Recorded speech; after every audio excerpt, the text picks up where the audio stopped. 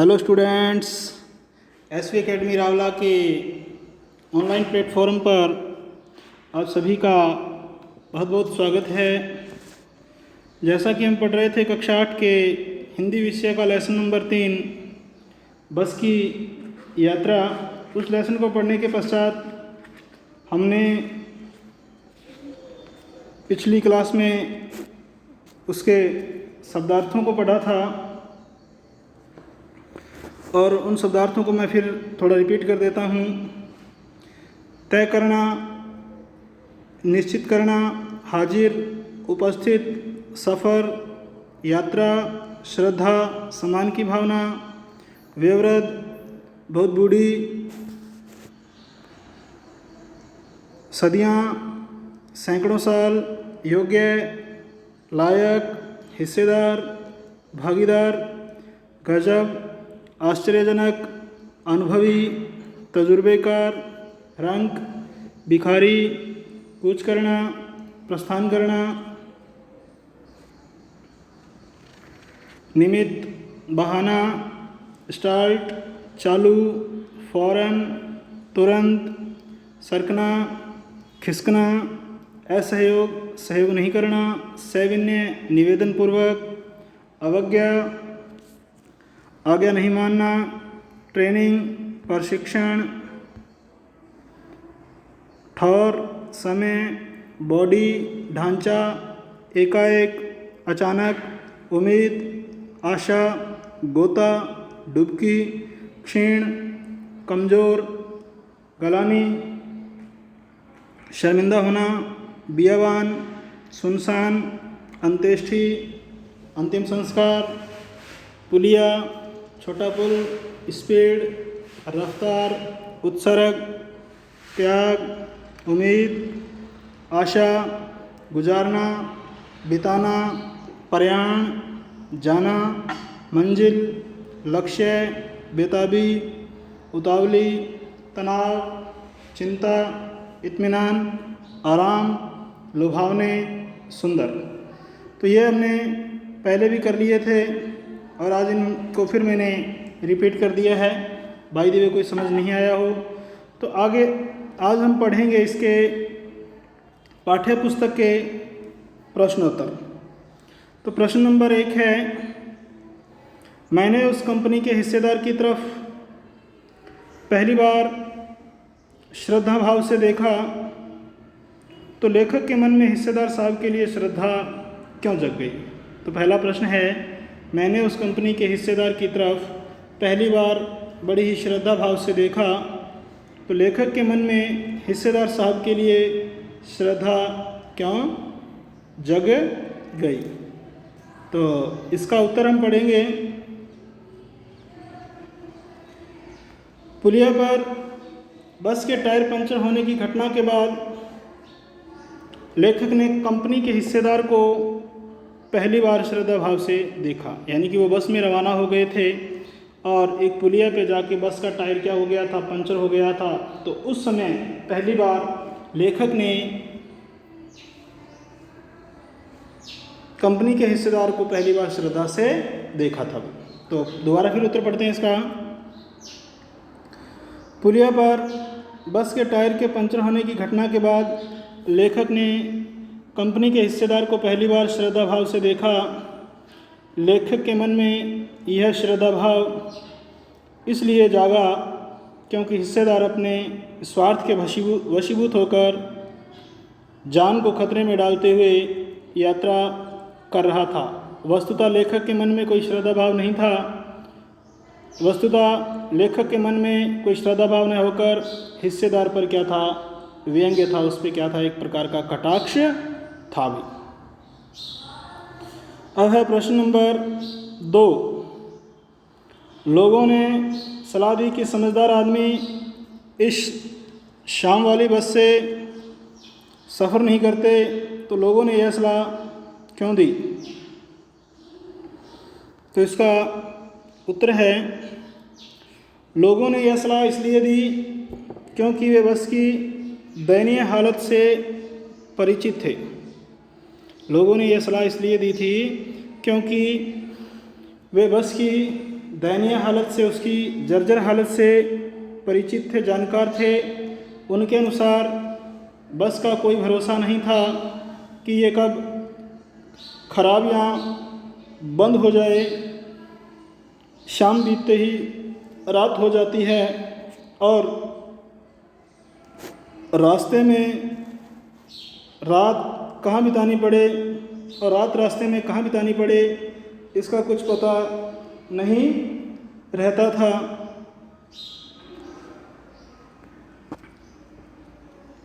और लोगों के अनुसार यह बस क्या थी, डाकिन की तरह थी।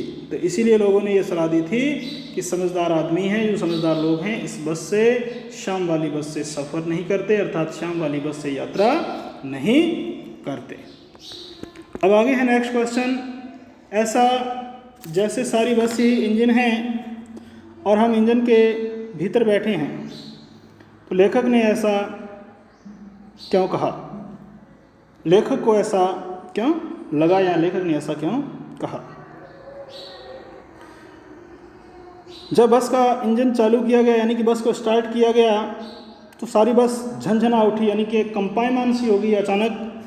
तो इसी कारण से लेखक को ऐसा लगा कि जैसे पूरी बस ही इंजन है और हम उस इंजन के भीतर बैठे हैं। तो क्यों ऐसा लगा भाई?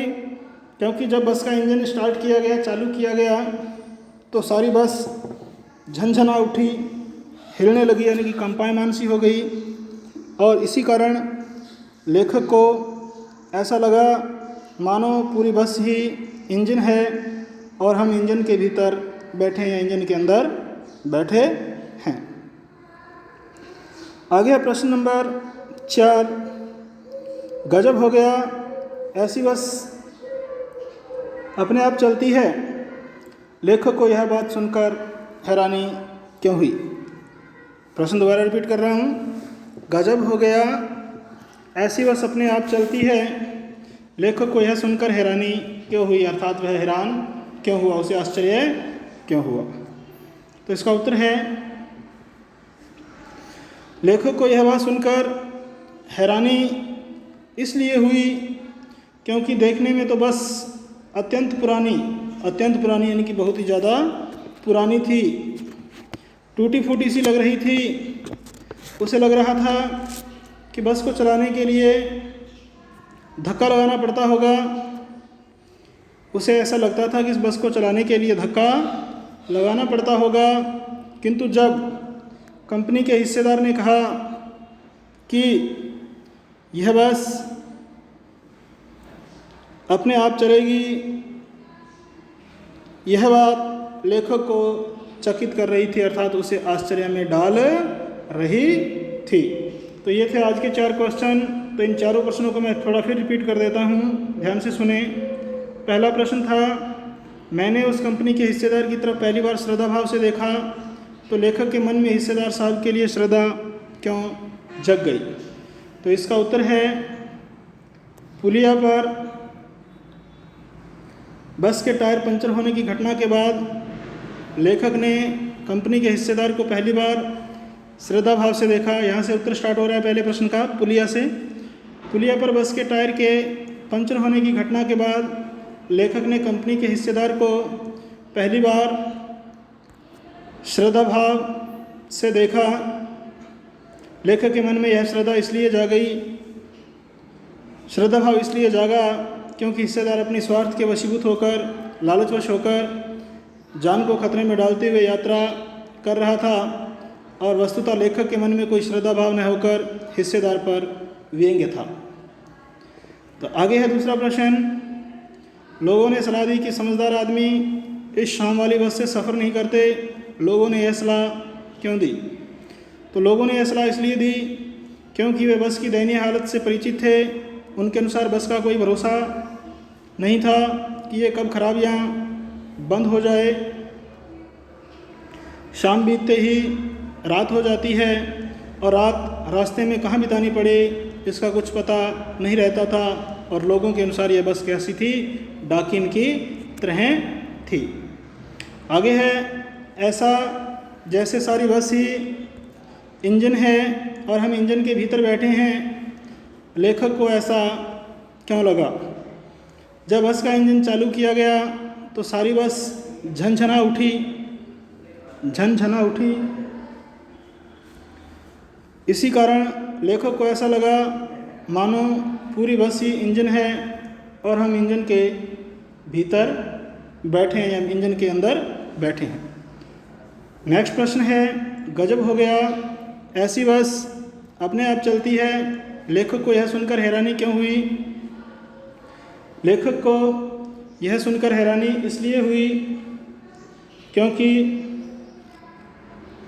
देखने में तो बस अत्यंत पुरानी टूटी फूटी सी लग रही थी।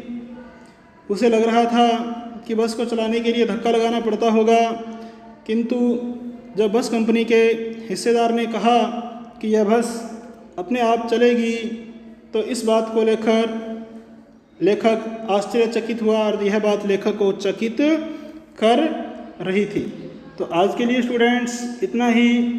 तो ये जो सभी प्रश्न मैंने आज आपको करवाए हैं, इन प्रश्नोत्तरों को आप बढ़िया तरीके से अपनी अभ्यास पुस्तिका में नोट करोगे और शब्दार्थ भी नोट करोगे। पहले शब्दार्थ और बाद में जो क्वेश्चन चल रहे हैं उन क्वेश्चनों को आप बढ़िया तरीके से अपनी अभ्यास पुस्तिका में नोट करोगे और नोट करने के साथ साथ पीछे जो दो लेसन हो गए हैं उनको और ये जो तीसरा लेसन आपका इसमें प्रश्नोत्तर चल रहे हैं, इन सभी लेसनों को आप साथ साथ में याद करोगे, क्योंकि एक आध दिन में ही आपकी टेस्ट प्रक्रिया शुरू हो जाएगी।